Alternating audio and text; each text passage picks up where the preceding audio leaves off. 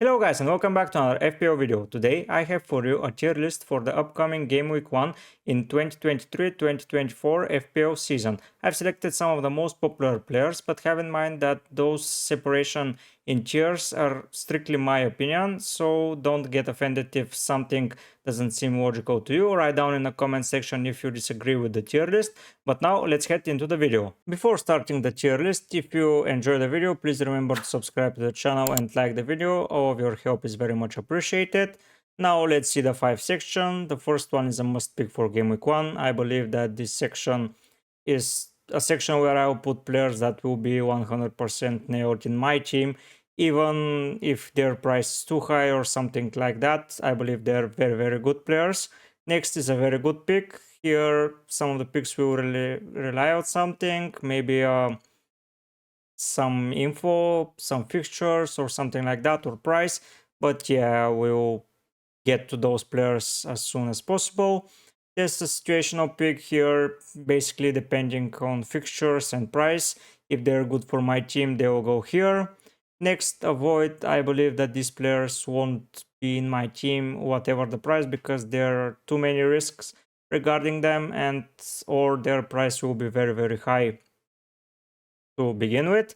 And don't you dare, I don't care what their price is or whatever, they're not starting in my team for Game Week 1. Now the first player is Akanji, and as quick as possible I'll putting him in the avoid section. For me, he may be nailed, but he may not. Manchester City team is an enigma, and owning players from them is very frustrating because they don't play. Even not only that they don't deliver, they don't play. So he's in the avoid section. Next is Almiron. For me, Almiron is even in don't you dare section, because they will buy new players. Gordon is there, they're rotating their side, they may play with two strikers, so Almiron was and is going to be way more expensive, and he won't deliver as well as last season. Next is Andreas. Andreas is in the avoid section as well, because he will be more expensive and he is not a player for 6.5 or more. If he's 5.5, maybe a fourth midfielder, but for me he's an avoid because I believe that he will be at least 6.0. Next is Botman. Botman for me is a situational pick that depends on his price, because if he's 4.5 he will be a golden key into Newcastle defense, but he is more expensive, I am not going for him. Next is Darwin. Darwin for me is in a don't you dare section. Until I see some improvements and some integration into the new Liverpool system, he is staying here. I don't care about the fixtures, I don't care about anything. I don't see him a very good FPL option.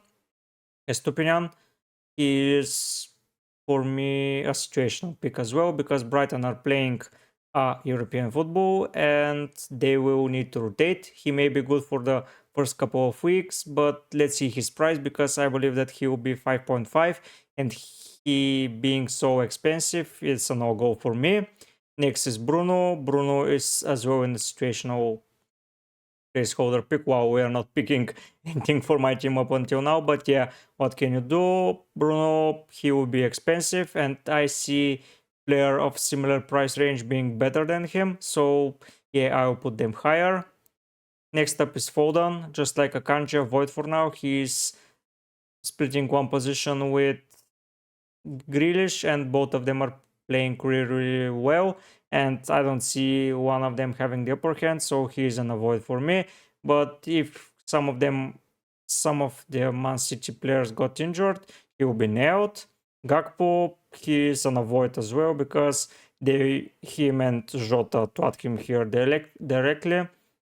They are not playing and together. I believe they will be separating time, and even if they play 4-4, I don't see them playing that, because they have only 5 forwards. They will be rotating in different games because Salah is nailed, so yeah, they're in an avoid section. And now the first player that I will pick 100% is Haaland. I don't think I need to discuss Haaland. Haaland is a beast. He will get a lot of more goals next season, so yeah, believe in him and just pick him. Isaac, he's a situational pick for me, because he and Wilson, let's add him here, they will be rotated once again, and if some of them is injured, one of them becomes a very good pick because they're in a Newcastle team, but they will be rotated between European football and cups. So yeah, starting with them will may be risky. So yeah, if they have a very good fixture run and let's say Isaac is injured, Wilson is directly a must pick for me. But for now, he's here. Rich James, for me, he's a situational pick. You'll say why? Because he is a wing back. If he's playing as a right back, he's an avoid. If he is playing as a wing back and he is injury free, he is a very good pick. But for now, he's a situational pick because we don't know Pochettino what he will use and if Rich James will be injury free for the start of the season. Next up is Harry Kane. Having one premium forward will be enough for me, I believe. And Harry Kane, even though he had an amazing season, just misses a little bit because I don't want to spend my budget in one section because I want to be able to rotate quickly. But yeah, for now he is here. He will have a transfer in my opinion and he may go to Manchester United and he's in United. I'm scratching that out and I'm picking it directly because he will have way better footballers next to him. But for now he is in a very good pick section. Kevin De Bruyne, avoid, he will be hell expensive and he will not be as good as the other premiums, so yeah, avoid for me. McAllister, he is right directly in the don't you dare section. You'll say why? Because he's getting a transfer and if he is getting to Liverpool, first, I don't know if he's nailed. Second, I don't know if he will be in a position where to score goals, and third, he is not on penalties, and fourth, his price will be higher. So yeah, he is in the don't you dare section.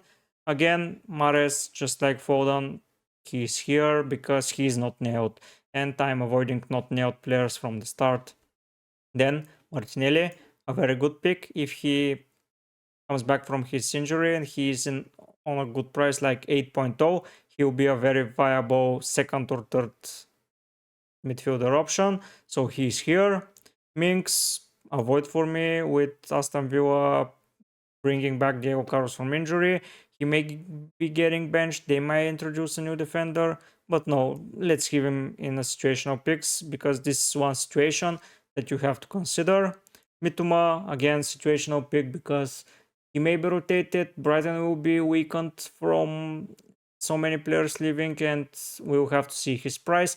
If he's around 8 million, I don't prefer him from Martinelli. So yeah, he's here as national pick depending on his price. Mitrovic, situational because of fixtures. He will have a good price around 7.5, I believe. So he's a good second option, but it depends on his fixtures. Odegaard, same as Martinelli, a very, very good pick. He was one of the stars of last season. Pedro Porro, a situational pick because Pochettino maybe not Pochettino, sorry, he's on Chelsea. We don't know who the Spurs manager will be, so yeah, he's here to stay. He's playing even as a right wing because Lucas will be leaving. So if he's a defender playing as a right wing, he becomes a very good pick. But for now, he's a situational because we don't know his price or position. Next up is Nick Pope. He is a very good pick. He is a key to Newcastle defense. If he's 5.0 again, he will be cheaper or the same price as most of their defenders. And for me, he will become the key to success in FPL defenders this season. Rashford, a must pick for me. Only on one condition he is not must pick. If Harry Kane joins. If he joins, then Harry Kane will be must pick and he's a very good pick because I don't want two United boys maybe to start, but for now it's Rashford and Haaland as nailed. Then it's David Raya, another situational pick because Brentford just bought a new goalkeeper. We have to see if he is leaving for someone else. There are rumors for him going to Spurs, and if he is going to Spurs, he becomes a very good pick because he will be playing there as a starting goalkeeper and he gets a lot of saves and a lot of clean sheets are coming his way, I believe. But for now, he's a situational pick. Next up is Saka, a very good pick. I believe that he will be around the 9.5 10 million price range. And if he is that, he is competing with Bruno Fernandes for that spot. And for me, he is just better. Next up, Salah, a must pick for me. He is getting back to his form. He's scoring goals for fun. He's giving assists. So I believe he's getting a pick in my team. So those three players are immediately into my team. Next up is Luke Shaw, a very good pick. Regardless of who comes from their recruitment and both buying, I believe that he will be nailed on the left back position. If he's like 6 million, he is not in my team, but for now he is a very good pick. Next is Son. For me, Son is an avoid because he's just not as good as last season. If Hurricane leaves, if they don't buy a new striker, he may become, but we have to see and we have to monitor. So yeah, he's into the avoid section. Next up is Gio, a situational pick. I believe that he's situational because they may buy a new goalkeeper who is younger and better with his feet. But if he is nailed and he's 4.5, he just becomes my goalkeeper for the start of the season. But I don't believe that he will be nailed, so he will be here for now. Trent, I don't want to comment. He is a must pick with his next new position, with his stats, with his delivery. He's as good as you get. So yeah, those four players are starting for me 100%, even if they are way more expensive than this season. I believe Haaland will be, Rashford will be for sure. Maybe Salah is cheaper. We'll have to see, but I will build my team around those four players. Ivan Toney, don't you dare, he's banned after the winter, maybe, but now, no. Trippier, a very good pick. I believe that his price will be the only concerning thing because if I bring him here, this is a very expensive core. So I'm satisfied just to bring him down here. He wasn't as good at the end of the season as he was in the middle. So yeah, we have to see who they brought in and how they will play. And the last guy is Oli Watkins, another situational pick, just like Mitrovic. If he has good fixture run, he's available to play. Let's order the guys. For me, it's like that.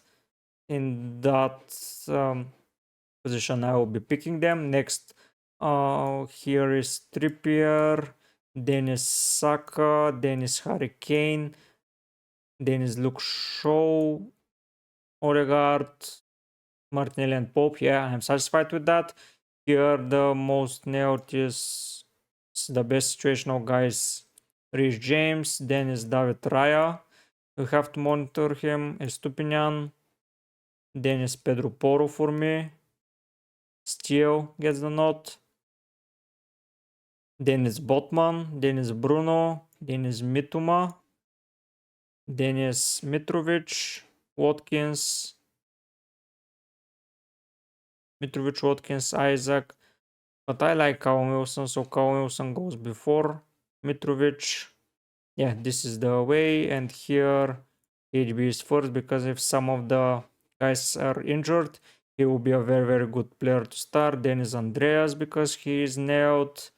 Dennis Son, Dennis Akanji, and I believe this is the way. And here it's Saumeron, Darren McAllister, and Tony. I believe this is a very good tier list. Write down on the comments section if you agree or don't. Put your players somewhere around here. Ask if I have missed someone. I will rate him for you.